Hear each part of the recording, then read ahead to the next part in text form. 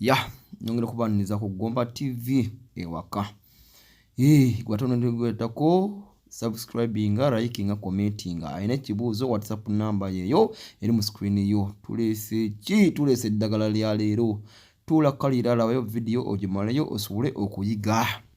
Njala nduvire ku ntono ekinyonyoko atagikutegere anti akusibira yaki ya menvu atali kutamulira anti akusibira ya menvu nze kankunyinyole akambula leero tugenda katinyonyoka okategere munnange emigaso gyako gikakola mulamu bw'ensi eno. Gweno bulijja keetaaga nga otukamanyi temya ku munno omugambe Gomba TV atumudde atuletedde akambula. Ketegereze bulungi nnyo akambula kano ka mugaso nnyo gwe munnanga atakamanyi. Osobola okuba nga wakasimba mu lusuku, katera okumera ku bisakasaka, katera okubeera mu nsuku. Akambula ka mugaso mulungi nnyo gwe munnanga atakamanyi. Wetegereze bulungi akambula ako. Kasi obubala obutono nga obulaba songa edda twabuzanyisanga ng'ogenda kukambula ako nga tukomanyi kuba twali tukyali bato ng'okwata obubala obwo ng'obunyiga nga bubwatuka. Akambula bunnyo naye ketegereze nnyo kuba ka mugaso mu bulamu bwaffe. Tegedde munnange mwana wa mama gwalaba Gomba TV. Akambula nga okawulira akambula kambulula ebisiraani nga okulira akambula. Era akambula kano obugenda kakozesa osobola okukagattamu olunyereketo oba osobola okugatamu ebikolo by'eddagala bingi nnyo nga bulijjo wenja kusomesa gino emisomo ku YouTube channel yaffe eno. Munnange abadde tatugoberera ng'oyala okumanya emigaso mingi nnyo osobola okuddayo ku video zaffe emabega eyo n'otukola ki n'otulaba n'osobola okuyiga. Akambula kano kankusomese engeri gy'oyinza okukakozesaamu. Baganda bange mu abalaba Gomba TV ewaka. Akambula kano ngenda kusaba okanaabe ennaku 4 oba okudda waggulu week ennamba. Zinaku zosobola nnyo okanaaba oba ku nnaku 4 oba week ennamba. So basupaddiya bange nabagamba gwe oba okozesa oba waba eddagala ly'omukisa olina kusooka okwambala eddagala eryambula before tonnanaaba ddagala ki lya mikisa. Katika n'akambula osobola okugatamu olunyereketo nosobola okunaabira wamu awo nosobola okweyambula olunyereketo oba n'ogattamu n'akeeyeeyo. Kofuna ebikolo by'eddagala 3 oba 4 ebyambula awo ogenda kuba okumaze ki okweyambula bulungi nnyo. Katugende ku mugaso omulala. Ate tunagenda ku mugaso omulala. Omwana wo ayina lutwe oba gwe ayina olutwe oyogerwako oba omwana wo ayogerwako omusango n'okoleddwa ku kitundu gw'oyinza kuba toguliimu oba omwana wo nga tali guliimu nga gwe laza nga bateekamu ggwe kitegeera kozesa kukambula n'olunyereketo osobola okuggyako olwo olutwe kitegeera. Munyiikirize bannange lino eddagala lino oba olinaaba ngenda kusaba olina olinaabira wabweru tolinaabira mu kinaabiro tolinaabira mu nnyumba okitegedde. Eddagala lyambula ebisiraani tolinaabira wantu ogenda kuddamu kunaabira.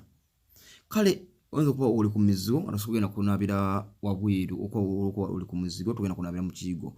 Ngenda kusaba ofune akadomola ng'omaze okuyenga eddagala lino ofune ekibaafu ekinene lyeyiire zeni omale ogiwe ebintu ebyo wabweru tolinaabira mu kinaabiro mugenda kuddamu kunaabira. Ate si oba wakubuliddwawo oba osobola okufisaawo obudde ate sigendako mu kyalo olinaabire mu kyalo.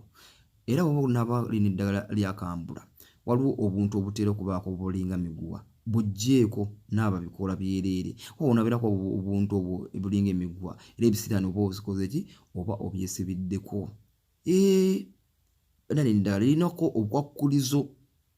Wuliza bulungi nnyo vidiyo eno era girabe eggweeyo osobole okumanya obukwakkulizo terms and condition wezigenda okubeera. Wenno munnange ali eyagamba onaabye eddagala lingi nnyo ng'obulamu bwo tebutegeera kingenda okukusaba genda ogenda kukozesa ebintu 2. Gendako mu kyaki oba kyaki togyagala gendako mu maseeka. Wekiba kigaanye gendako ku pulaani B ngamba ogendeko mu bantu abakuba ensaasi osobole okutereeza obulamu bwo kuba oyinza okukozesa eddagala nga wano kungulu likoze naye nga munda eyo bayina ekintu kye bakusibirako nga kijja kwetagisamuko amaanyi eki ag'enjawulo. Kitegeera mugambi gendako mu baseeka oba gendako mu church okiba kiganye gendako mu basawo baffe baki bano ab'ekinnansi zindi basooka balagobeko ekintu ekyo lyokoddeko kuki ku ddagala. Buno obulamu buli omuntu akolera kuba bulungi. Baana b'amaama ebintu by'okufuna tubijjemu ki emizannyo. Kale katweyongereyo ku mugaso namba 2. Omugaso namba 2 gwe omukazi nabukalu toseerera bulungi nnyo nabunyaayo ebulamu amazzi. Kano akambula obulunyereketo kagenda kukuyambako okuwoomesa nabunyaayo. Ogenda kukola otya? Ogenda kunongako ebikoola ebyo obikwate obisekule bulungi nnyo ofumbenga wenywerenga. Buli ku makya ne kawungeezi nywa tampeko emu ku makya ne kawungeezi emu. Munaawe ogenda kuba nabunyaayo ojongezaamu amazzi.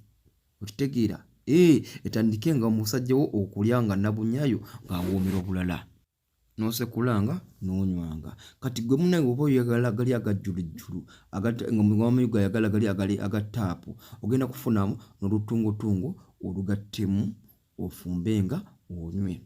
Gwe oba okozesa eddagala ng'amazzi gaganye okujja amatini oba amangi ogenda kuddayo ku vidiyo zange ezisooka osooka ozibukule enseke zo zikwakola ki nga zaazibikira. Olina okufuna eddagala erizibukula enseke ku makya onywe erizibukula enseke mu ttuntu onywe eryapatayiti ekawungeezi ofune ery'amazzi. Muganda wange nga gwe tufuna amazzi oba wabaaki oba oliko akuloga. Naye kino nkiddamu kikubiriza gwe muganda wange kisinziira bbaawo ki kyayagala. Mulimu abasajja nga baagala amazzi matinitini agaseereza, mulimu na bano abaagala gali eri ag'embalala wakonako nga buli wakonako gagira nga kamuyikira mu kifuba.